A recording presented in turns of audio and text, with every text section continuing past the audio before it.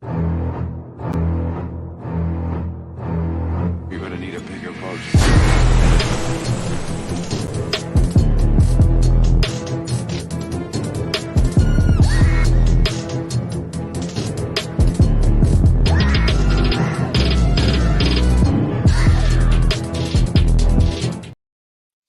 What's up? Welcome back to the Shark Tank. I'm solo tonight. Let's get this shit over with. Let's see last week's scores. No, just busting your balls. Happy Thanksgiving to you and yours, LSFL. I appreciate y'all. Just trying to have a little fun. All right, here's the scores from last week. The Sharks 114.6. The El Dorados 97.2. Bump a bump bump bump. The Orlando Sharks are the first team to secure the a division title. So congratulations to myself. A little pat on the back. Bucks 106, Rattlers 86.3, Dragons 98.2, Jesters 89.1, Grimace 84.3, the Goats 68.8, Bombers 95.1, Jets 70.2, and the Predators 115.6 to the Massacre 88.2, which makes our boy Nick the team of the weekend. Boy, look how fitting he looks. Wow. I mean, the Amish look. He kind of looks like right here in the old colonial look. He looks like like he owned a few properties and plantations or something. I mean, he really and the Polka Nick on the left is the best. Congratulations, Nick. You are our team of the week. Man, I looked too. I was like, man, I didn't even realize like I was that close from like one more yard or something from Jalen, bro. I could have been there myself. So let's talk real quick about the standings. Well, I guess let's go standings first. Right now, again, we just mentioned it. Sharks already in the playoffs now. First team in the playoffs. Got the division win, so the Sharks will be advancing on. El Dorados still in slight second here. We'll talk about the playoff race here in a moment. The Grimace with a big win this week. Win, in fact, 5 in a row for the Grimace. Putting him on top of the West right now, 6-5. Bucks also with a big wins in a row. They have a big game coming up. He has 3 wins in a row, so somebody's going to stop their streak here soon. So that's interesting. The way the AFC East is starting to pile up, if you will. Talking about a pile up. Let's look at the NFC. Excuse me, guys. The NFC, oh my God, look at the North. The Bombers doing the exact opposite of what I was talking shit on Mike, and he does the exact opposite of what he normally does, and is coming up versus the bombing down. 4 wins in a row, making a 4-1 in the conference. Big win, 7-4 on top of the North right now. Jesters with the loss obviously bumped him down, which makes look at the Jesters and the Dragons 1-2 in the division.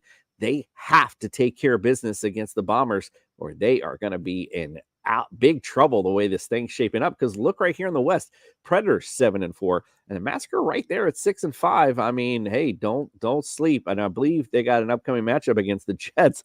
No offense, to our boy Eric, but like not it's an easy win or anything, but you know what I mean. Anyway, here are the power rankings real quick. On the way up, Dragons, Sharks, Bombers, Preds, all on the way up with big wins. On the way down, of course, Jesters and Massacre with a loss this week. Grimace on the way up with a win. Also, the Bucks, El Dorados are down a little bit this week. And we got some guys who are just kind of staying where they're at down here with the Goats, Rattlers, and the Jets.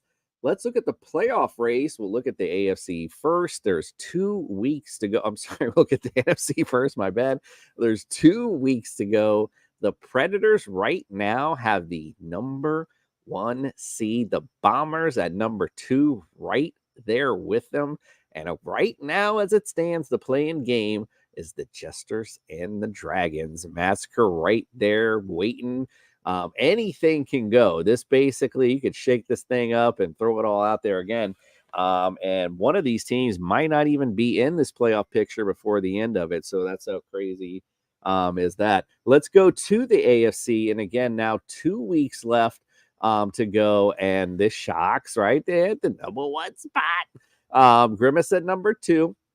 The playing game right now is the Bucks and the El Dorados. You could shake this thing up too, and it could be anything up with 2 weeks left to go. However, one thing is for sure, the Sharks will still be there. Just having a good time. All right, toilet bowl alert. 2-9 Jets. There is 2 weeks remaining. Rattlers still nipping on the heels at 3-8 now. So, anything can happen, but right now, that's where it stands.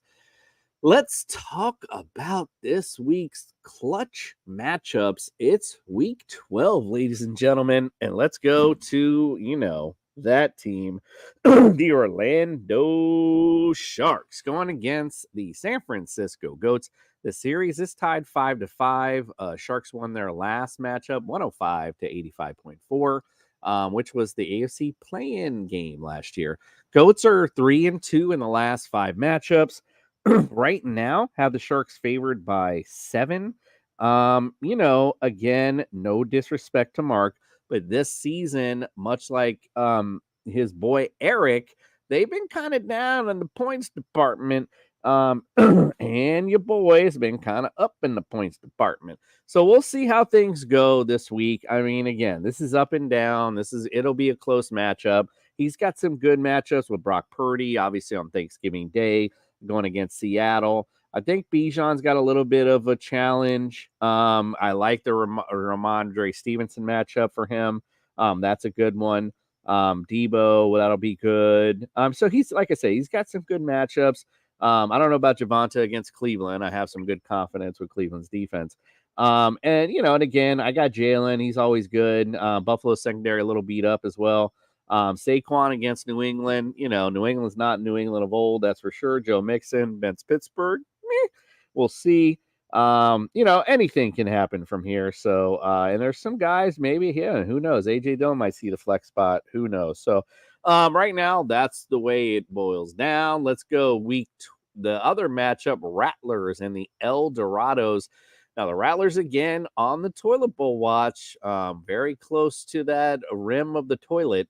They lead the series overall 11-8. El Dorados won back in week 9, 82.5 to 57.7. El Dorado's 3-2 in the last 5 matchups. The El Dorado is actually favored by 5 in this one. So looking at the matchup overall, I mean, right now as it stands, I mean, Jose's got some decent matchups. I like James Conner. I think he's on his way back up. David Montgomery against Green Bay, whose run defense has been very suspect. Jamar Chase, kind of is what he is without Joe Burrow. So, we'll have to see about that. Might temper expectations there. But got some okay matchups. There's also some good matchups on the side of the El Dorados. We'll see if he sticks with the Tua matchup against the Jets. Boy, I can't wait for that game. And Justin Fields. But he's got some good matchups overall. So again, this is kind of a toss-up, but I think personally the Rattlers might pull off this upset this week. The way they've put up points in bunches at times, I am going to myself kind of favor the Rattlers, and not because that's what I want to happen, because right now it's kind of a rat race really in the AFC for the playoff picture, but I generally think the Rattlers will pull it off with the way the matchups are lined up. All right, let's get on to the other meaningless game. No, just kidding. The Massacre against the Jets. Right now, the Jets lead the series overall 10-5. Massacre won back in week 10. That was 87.7, 83.1. Jets are 3-2 in the last 5 matchups. Currently got the Massacre favored by 3 overall. Again, Jets on that toilet bowl watch. They are, unlike the Rattlers on the lip, they are knee deep in the water. And looking at the matchups, Jets got some decent matchups. Christian McCaffrey and Seattle. I mean, I like that 49ers Seattle matchup on Thanksgiving evening. That's a good matchup, I think, fantasy wise. You got Amon St. Brown. So again, got some decent matchups on the Jet side of the football. Trevor Lawrence on the come up now. However, Houston's secondary is a little tough. So, again, might be a little tougher matchup. Zach Charbonnet, I spent a whole show talking about him. I like Zach Charbonnet. I just don't know necessarily like him this week. The 49ers run D is very good. So Jerome Ford against Denver, that could be a nice fruitful matchup. However, and I like Stephon Diggs. I think the Eagles secondary has proven to be a bit suspect. So I think Stephon Diggs can kind of eat a little bit this week. So I'll give the matchup to the Massacre on this particular one. All right, let's get to our games of the week. We got 3 of them. They got some big meaning behind them. The first one, this is a battle of the West that really matters at this point. The Grimace lead the series overall 23-16. Grimace won back in week 8, 91.6 to 75.9. The Grimace are 3-2 in the last 5 matchups. They are favored by 5 in the matchup. As I'm looking at it overall, I said earlier, I think it was last week, Bucks are that team that nobody's going to want to face. He puts up huge points during weeks. I think might have won team of the week once already. He's been close a couple of times as well. And the Bucks, actually, both teams have been really hot. We talked about it earlier. Grimace have won 5 in a row. The Bucks have won 3 in a row. But I like the way the momentum is going right now for the Bucks, and the way the points are going for them. And I think they are going to just by an inch or two get over the hump over the Grimace, because Sam Howell against the Cowboys for the Grimace going to be a tough matchup. I like Jahmyr Gibbs. Talked about that earlier. Austin Eckler is always good, but again, tough matchup against the Ravens defense, who's been really good this year. So again, some tough matchups on the Grimace side. I'm going to give the edge to the Bucks on this one. I like them to pull this out. All right, let's go to the next game of the week. The Dragons against the Predators. Now, this really matters, I think, overall, just for the for the Predators, like, to get the division. And I believe if they win this week, I'll have to look, but they may secure the division with a win this week, no matter what Nick K does. I'll have to double check that, but I believe that's accurate. So big game for Nick. And again, it's big for the Dragons. I showed it earlier. Look at the 3-way logjam right now in the North. A huge game for the Dragons to keep pace. And so anyway, Predators lead the series 11-7. Predators won last year 91.6, 84.5. Dragons 3-2 in the last 5 matchups. Got the Dragons favored by 1. Dragons, another team, almost like the Bucks, put up big points.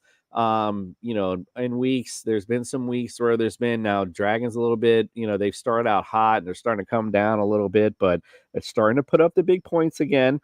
Let's look at the matchups for this one. Got Pat Mahomes against the Raiders. I mean, how you don't like that matchup, especially you want to probably see him bounce back from that loss. That's a definite going to happen. Travis Etienne, Houston, notoriously bad against running backs, so this could be a get right hint for him as well. Swift, I've talked about it all season. Buffalo's big problem on defense is stopping the run. Although they have problems in the secondary now too, but again, issues there. Really do like the matchups on the Dragon side. Now going on the other side, Nick has been, on fire for quite a while. Lamar Jackson against, how do you not like that, against the Chargers? Now Jonathan Taylor's got a tougher matchup against the Bucks. However, Isaiah Pacheco going against the Raiders, who are notoriously bad against the run as well. Got a little bit of Tyreek Hill issue here. You got sauce on him, but Tank Dell in the hole as well. Gotta love this team overall. But I'm gonna give a slight edge to the Dragons here just because of the matchups. I'm gonna just, like I said, slight edge to the Dragons. All right, let's go to the last game of the week. Huge game, obviously, in the NFC North. Bombers 7-4, Jesters 7-4. Jesters lead the series 23-12. Bombers won back in week 9, 110.3, 64.3, ended that 9-game winning streak that Jestard had. Crazy enough. Let's look at the game overall. The Bombers, Matt Stafford against Arizona. Yeah, thank you. I mean, Arizona, can't stop nobody. Josh Jacobs against KC has been a tougher matchup this year. Like Gus Edwards against the Chargers, CeeDee Lamb against Washington, no problems there. Might have some issues in Carolina with DeAndre Hopkins. They're pretty decent secondary. George Kittle against Seattle, gotta like that. On the Jester side, I like Josh Allen against Philly. I think he eats this week. Brees Hall, no, you're gonna have some big issues. America's team, very stingy against the run. Khalil Herbert could be a possibility for the Jesters this week if he comes to play against Minnesota. Waddle has been interesting. Like I was talked about, had a weird season this year, so maybe this is that game for him. That Sauce is on Hill all game, and Waddle starts to eat a little bit. Maybe I could see where that could happen, a world where that happens. But again, got Brandon Cooks in the flex. Got 49ers D. I'm sorry, Fred. Got to give a slight edge to the Bombers in this one, which is it'll be interesting to see if they truly, I guess, get over the little stigma of bombing out for the season and truly rise above everyone else in the North. It's going to be fun to see. All right, ladies and gentlemen, happy Thanksgiving to you and yours. Hope you enjoyed my little graphics that I spent all night making. No, I'm just kidding. Happy Thanksgiving, though, to you and yours. We appreciate you. Appreciate you joining us. Good luck this week. It's going to be a big week this week. And we'll see you back next week. Hopefully, I got somebody to join me so it's not so boring. I am out.